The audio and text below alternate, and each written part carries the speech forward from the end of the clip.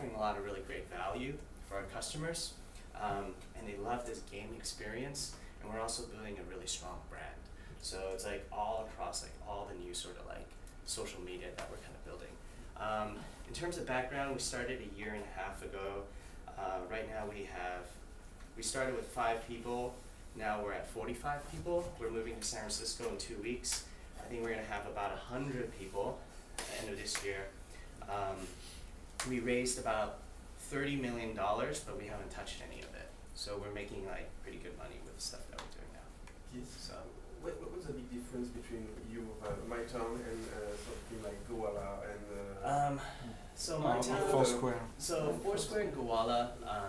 Well, first of all, we haven't released in Europe yet, but we just did a deal with Google, so we're going to be in 34 different countries in about 4 weeks. The biggest difference is that Foursquare and Gowalla focus on social utility. So the whole idea around that is you tell your friends like where you are, right?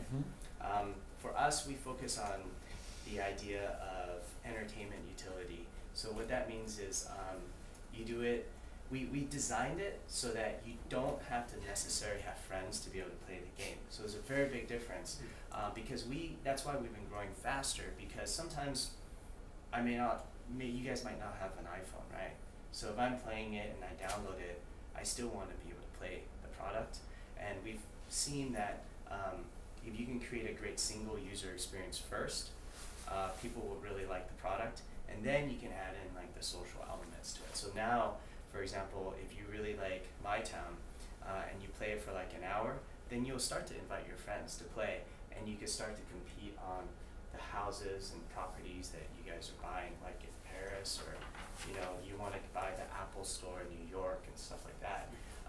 So I think we're just taking 2 different kind of directions, but we're all converging on the same kind of spot, right? We're all there to focus on local advertising, connecting the consumer to businesses and things like that.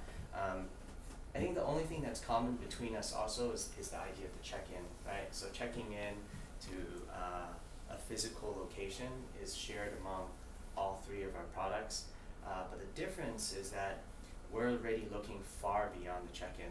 The check-in is just one way to validate an offline activity. But if you kind of look at the entire spectrum, it's not just about location, because, for example, right, let's say I go to Vegas and I check in. Am I going to say that I checked in at Excalibur or New York, that's a 1-star hotel, or let's say that I checked in at Excess or like Encore, which is like, the best hotels there. I'm not going to tell my friends that I checked in at Excalibur, right? So there's still no way to validate if you've really been to that location. So what we do is look further beyond the check-in, and we pair that with like another activity. So for example, like if you're at FNAC, are you really in front of FNAC, and will FNAC pay us to say that you've checked in at FNAC if you're 100 meters away? They want to know that maybe you looked at an offer or maybe a product that they have on sale that weekend. So it could be God of War 3 for PlayStation 3, right? So the next thing you have to do is scan the product with the camera.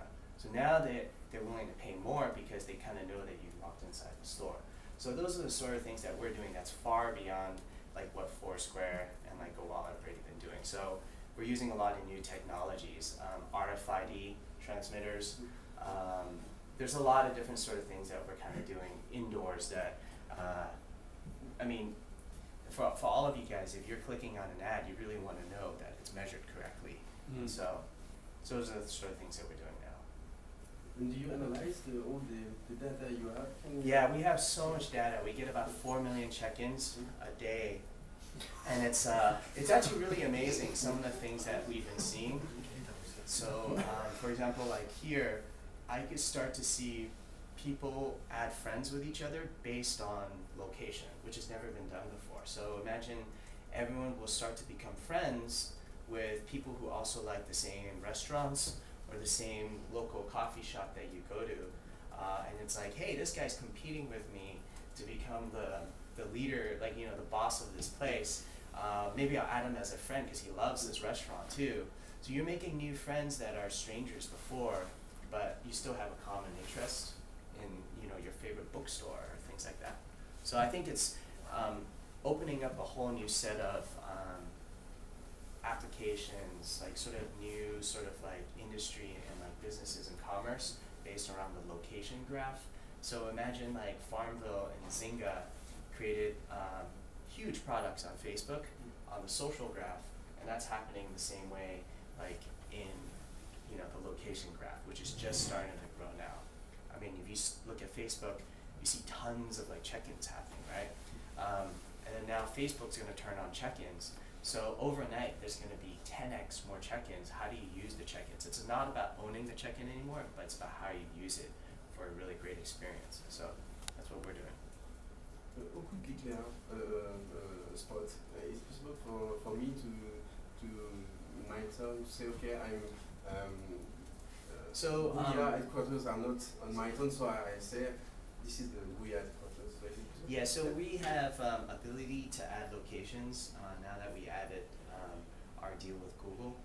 And so we wanted to make sure that we're platform agnostic because Facebook's going to be doing it, Microsoft, and so we want to actually be able to work with every partner because, for example, Google doesn't have a lot of stuff happening in China right now, right? So those are some of the things that we have to always be thinking about. It's funny, as you said before, like in the first month, every location was bought in the United States. So we had to find a solution because everyone wanted to buy the same places, right? Everyone wanted to buy the Statue of Liberty, wanted to buy like FAO Schwartz Toy Store in New York or Bergdorf Goodman, and it's like, holy crap, like we can't do this. It's like the real world now. Like no one's happy because no one can buy anything.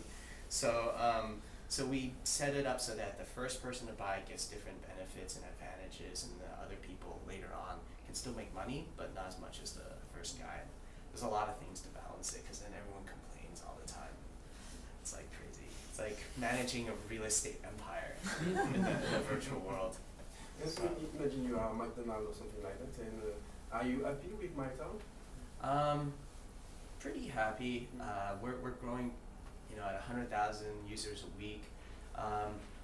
What excites me the most though is, we want to hit like 10 million users, right? So we only have like 2.5 million users right now.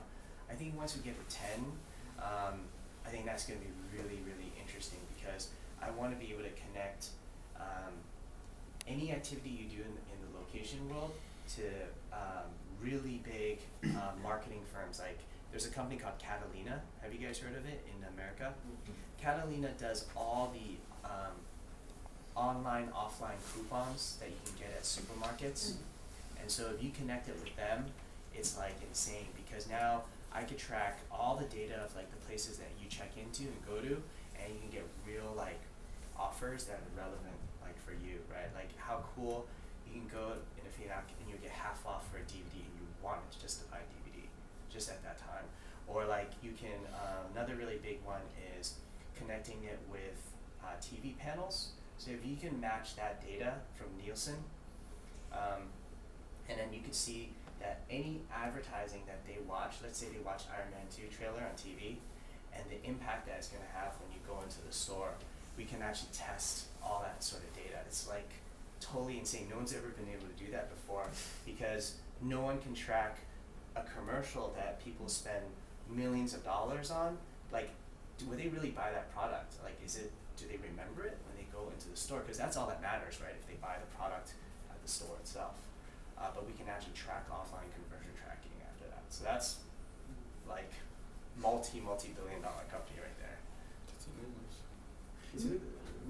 We had a discussion in the bus to know who in the delegation has the occasion to play and who likes to play with the iPhone applications. And I think No one's. 10% like to play. So your customers are young. Your users Our customers are right young. now are right now it's like 50% of the users are between 80 to 34. For my town, the demographic is 70-30, male female. And that's very representative of actually the iPhone demographic.